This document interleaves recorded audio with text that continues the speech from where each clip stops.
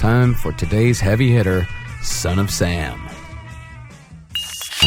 There's no place to escape to. This is the last podcast. On the left. That's when the cannibalism started. What was that?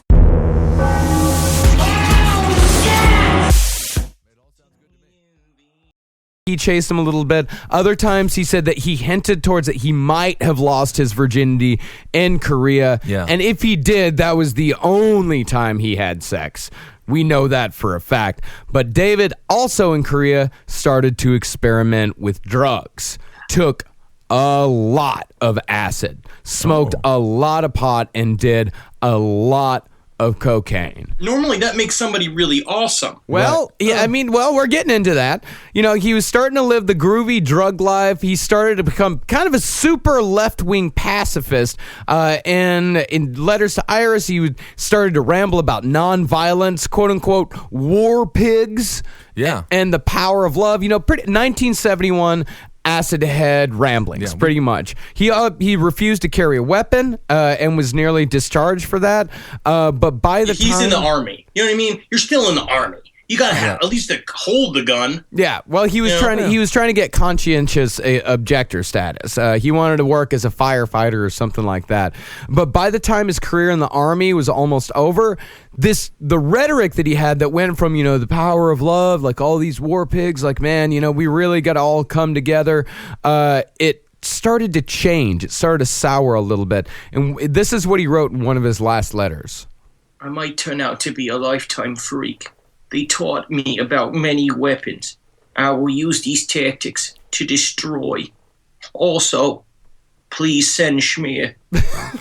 Please send bagels and schmear to Korea. The only schmear I find comes from it's horrible jawed stuff that comes from the legs of some of these whores out here. And I'm looking for some real cream cheese, some real Brooklyn. Oof. How I long for some scaly and cream cheese. Vietnam was hard for everybody. It was a tough war on many, many levels.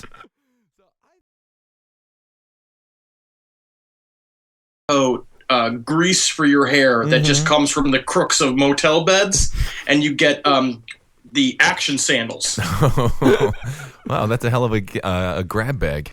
So David's new neighbors, they didn't have any easier of a time with him than his old friends and family. His downstairs neighbor, Craig Glassman, received threatening handwritten letters from Berkowitz on a regular basis. This is what one of them said. How dare you force me into the night to do your bidding?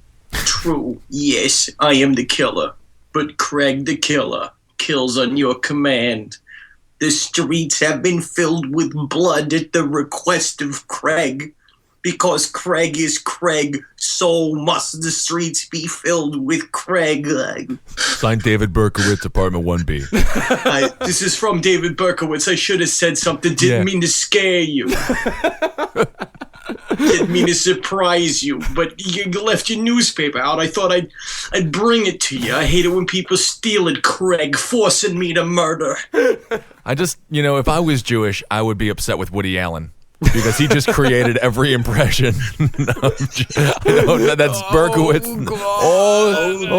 Oh, God. It's the dog. It's telling me to do it. And I said your old dogs need to be spayed. I'm more of a cat person, so quiet, self-maintained. But this dog, oh, God, it just won't let me sleep. Oh, where's my maguga?